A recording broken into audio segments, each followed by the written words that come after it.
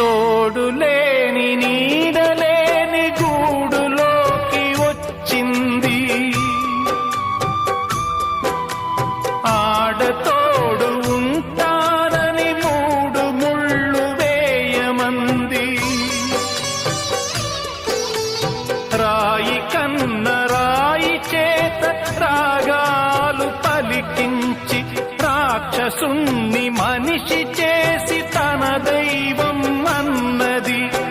ఏనాటిదో ఈ బంధం బోయవాని వేటుకు గాయపడిన కోయిలా